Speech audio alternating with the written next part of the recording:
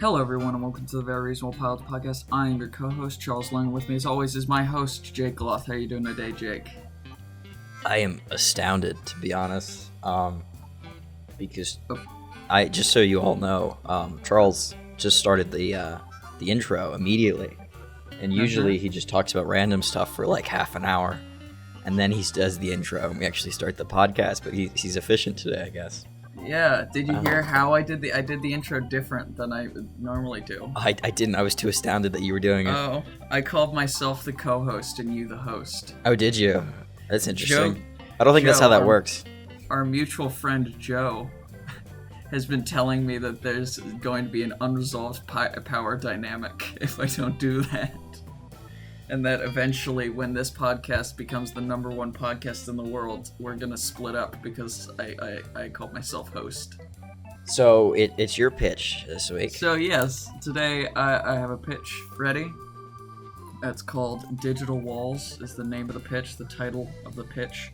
It's about a technocratic dystopian future, which is, you know, I wrote this pitch during the height of the American lockdown. Okay, Digital Walls is about a technocratic dystopian future where the government is run by an AI computer that has a cabinet of consultants that are made up of the most powerful / richest people on the planet.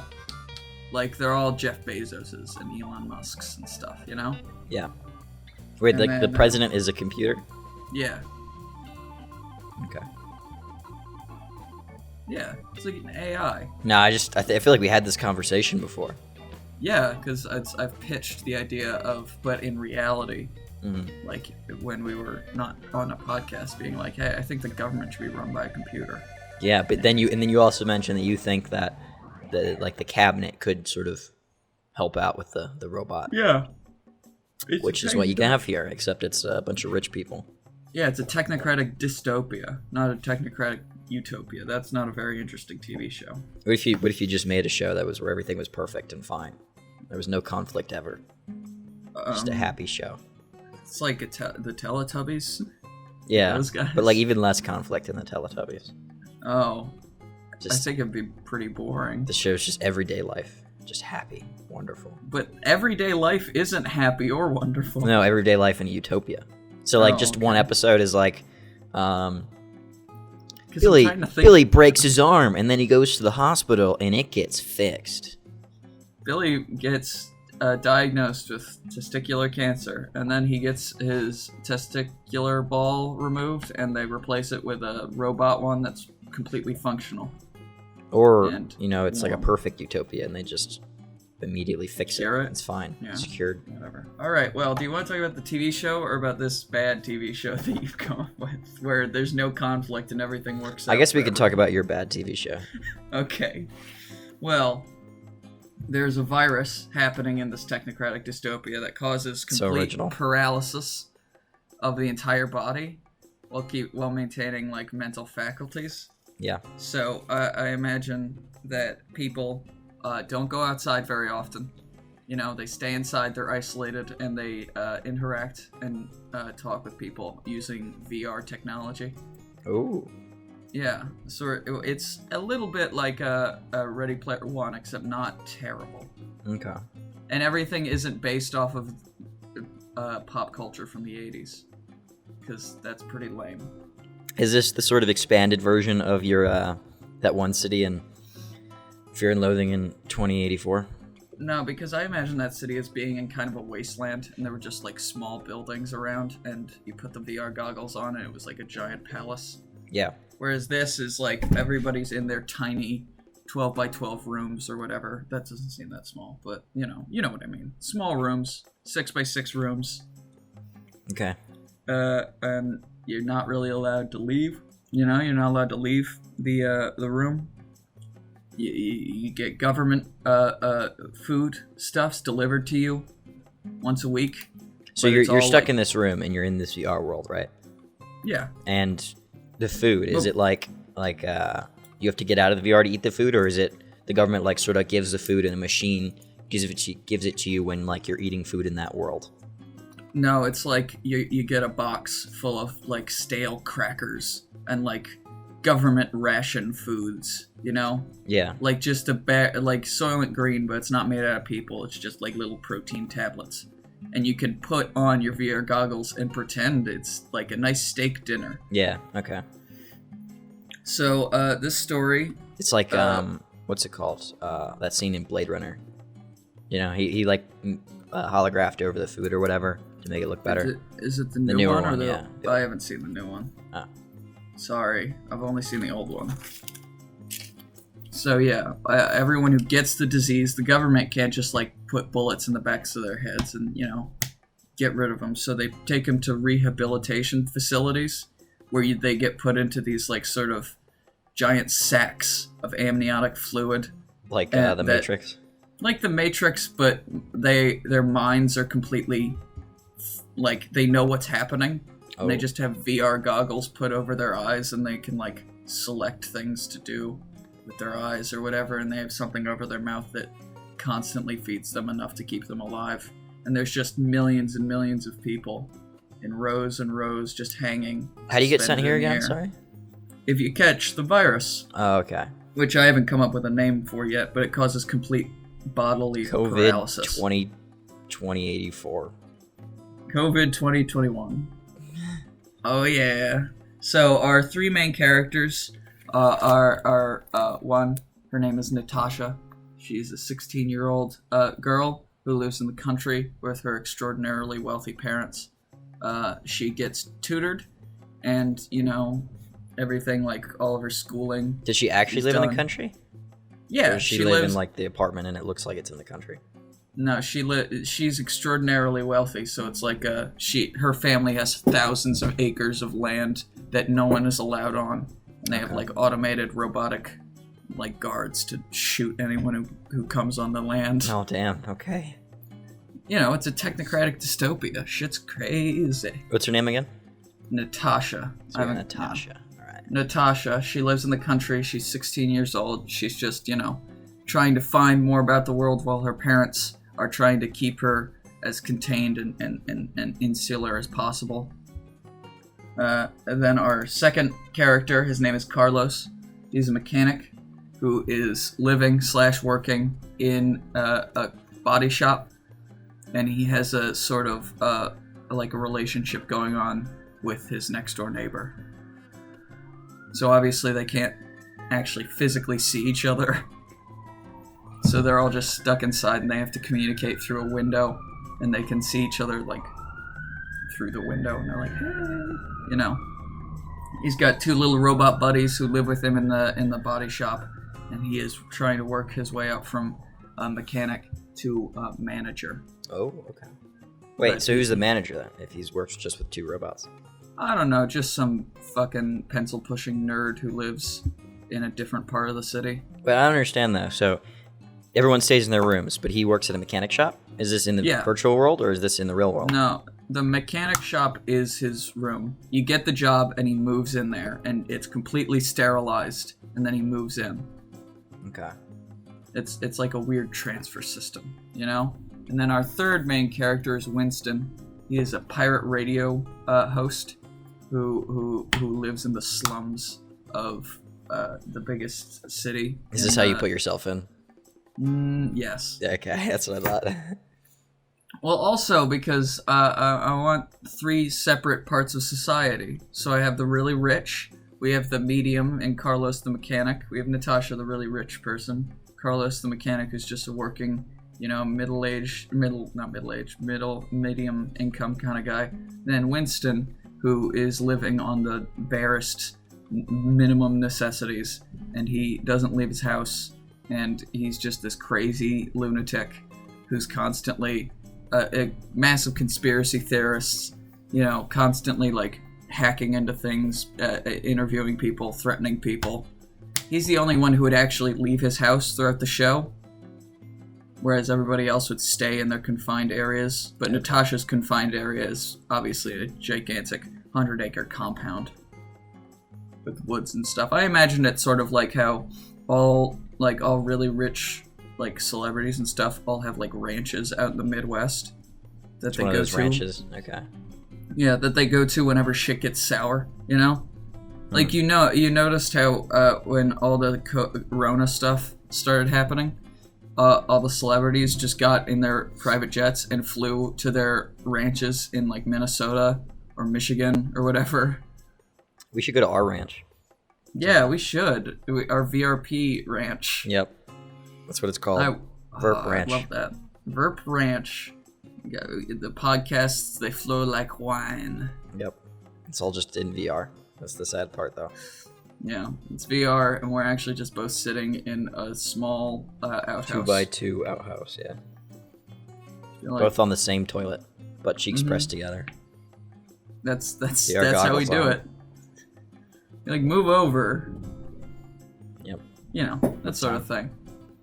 So I'm imagining that half of the show takes place in these characters' 3, lives in reality. These 3 characters' actual reality lives. So Natasha, her part of the show, she would just be, this sort of coming of age story about this young girl who's trying to find herself in a world gone mad.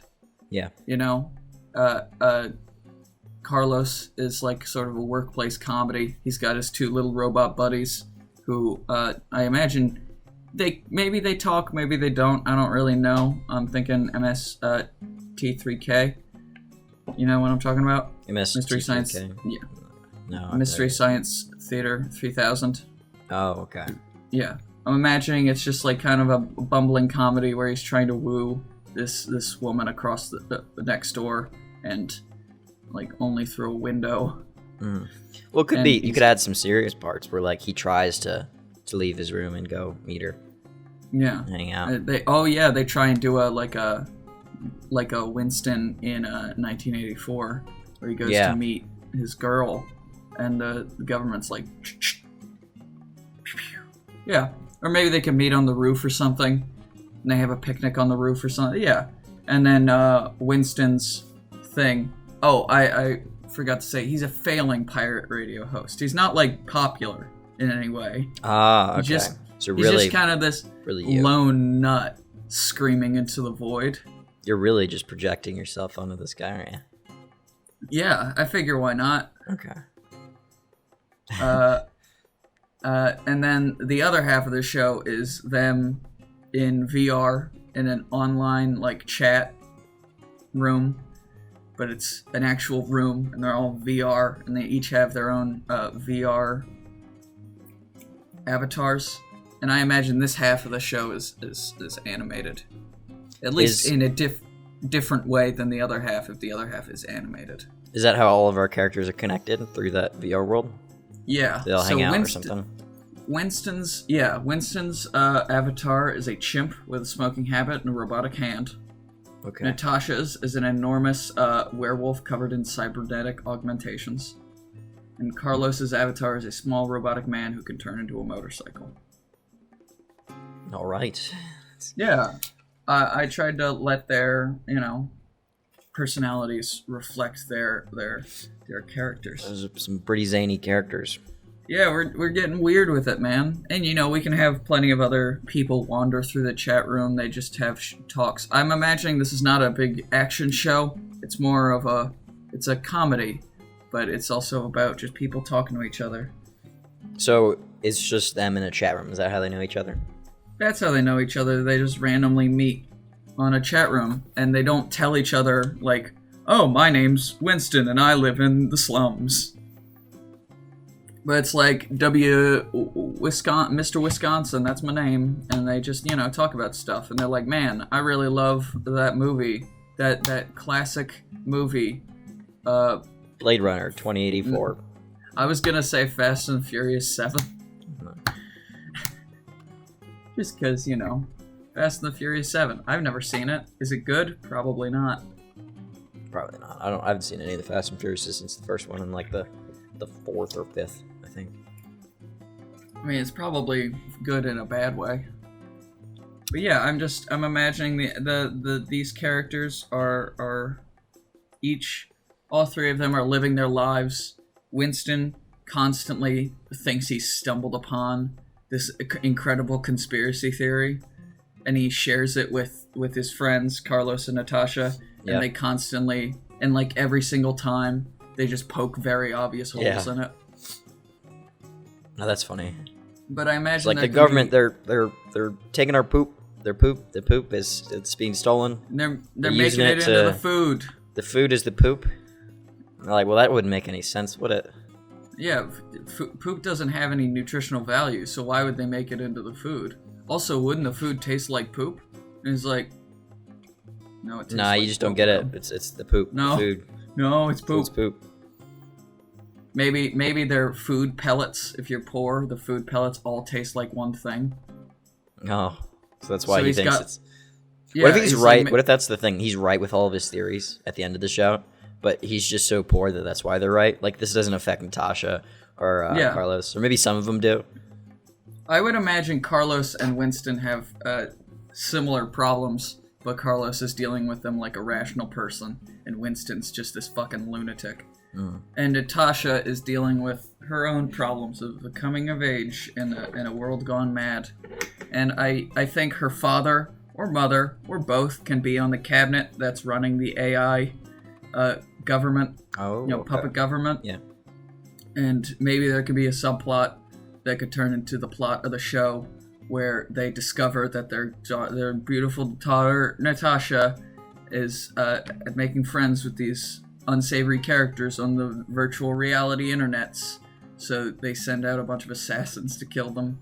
Oh my god, I really like when subplots become the main plot, so that's good. Yeah. That'd be funny. Maybe that could be the season finale of the first season. Like that is like they get sent out to or kill Winston and Carlos and both like have assassins break down their doors. Yeah. And Carlos has to go on the run, and he like takes one of the cars he's been working on, or a motorcycle. Maybe we can throughout the season be like, yeah, I'm restoring this old 1970 Chevy or whatever. And then he takes it, and then he runs into our two characters from Fear and Loathing in 2084, and he's on their road trip now too. Yeah, and they're best friends. Yep. I imagine all of these shows take place in the same universe, just different parts of the world. Or different times, you know? We're not going to say the year that this takes place in. And maybe, I'm imagining Winston's in, like, this, like 100-story tall apartment complex. Yeah. That has, like, one person for every 10 feet, like 10 square feet.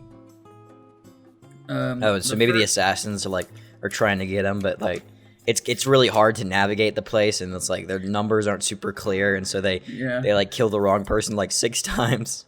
Maybe they're just like, or they're all run like the elevator doesn't work. So they have to go like running up the stairs, and he's on like level 83. Oh, that'd be a nice like you could like intercut it so it looks like it's like one of those intense action scenes where you're like, oh no, they're coming up the steps soon, like they're gonna be up here soon, but you just keep showing that because there's so many steps. They're just the guards running up the steps. Or like maybe he's like Winston's got a friend on level 20, and he's like for the first like 2 minutes of the siege, Winston doesn't even know he doesn't even know what's happening. It just cuts from like them breaking into people's doors and being like, where the hell is Winston Orwell? That's his name, Winston Orwell. Oh my god, are you serious? Yeah, Winston Morwell. Where is he? And then it just cuts back to him just like shaving, or maybe he's playing video games. Yeah. Just like picking his nose or something. And then he's got a friend who's like, hey, by the way, there's a whole gang of governmental goons coming up to kill you. And he has to like climb up the side. Yeah, and he's like, well, what floor are they on? Like floor 20. I was like, oh, I got like maybe half an hour. Yeah, I got time. I packed my He stuff. like takes his time, he like makes breakfast, casually packs his bag. Yeah, and I don't know about I think guns would not be something that regular people can get their hands on in this world, but it's something that, like, goons have, governmental goons, you know? I feel like Winston might have a gun. He's this conspiracy theorist guy. If anyone has a gun, he has a gun. Yeah, he's got maybe a little, like, revolver. Yeah. Like the 32 revolver in Fallout 3, the worst gun in the game. Okay, yeah. So it's like a really small gun. It's like tiny, but it's like still a gun. Scarier than not a gun. Yeah. Okay. And he has to like climb out the window and crawl down, all the while wearing a gas mask because, you know, he doesn't want to get the virus. Do you get the virus from just being outside? I think you get the virus from coming into contact with someone who has the virus, but it takes a couple of days for it to like fully like make you into a vegetable. Okay. So people are I imagine the streets are just filled with people. Like it's like just waves and waves of the upper class of that society considers to be undesirables. Okay. And you have to like apply for housing and like there's just, and overpopulation's obviously a huge thing, so there's just, the streets are filled with people and it's like different levels, and he's gotta navigate when they're, you know, escaping. They have to navigate around it and try to stay away from as many people as possible. So he's not the bottom of society. The bottom of society is the people that don't have housing.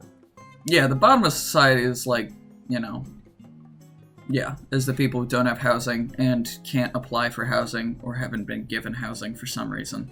Okay. Or maybe it's like you have a pre-existing condition. But they have like they have a little bit of freedom because they can walk around. Yeah. So even though they don't have housing, they have freedom. Liberty or death, baby. And maybe Carlos, the second season can be Carlos and Winston meeting up and then going out to Natasha's compound in the Midwest. No, really? Maybe in Canada. It's like really far away too, I bet. Yeah, it would be like half the season is them trying to get driving. there. Yeah. Yeah. So that's the pitch I have for the show, Digital Walls, because it's, you know, digital and there are walls.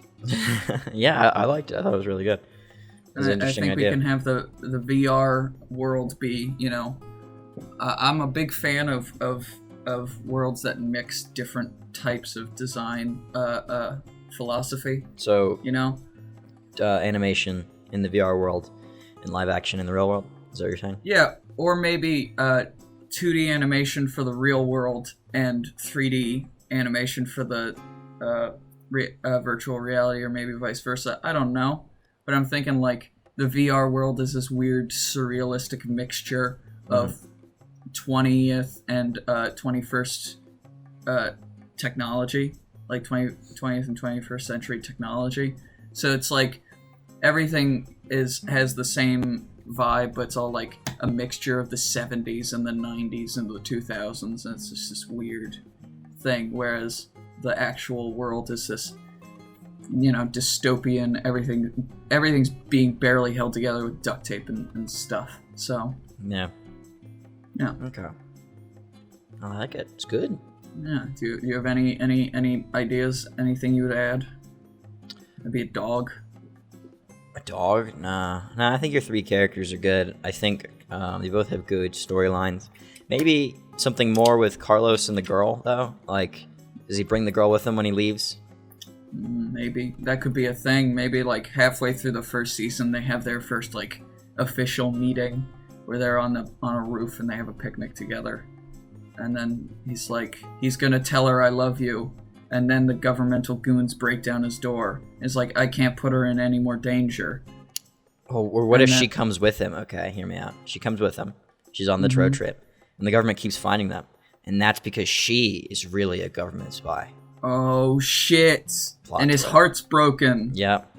And then Winston puts a bullet in the back of her head.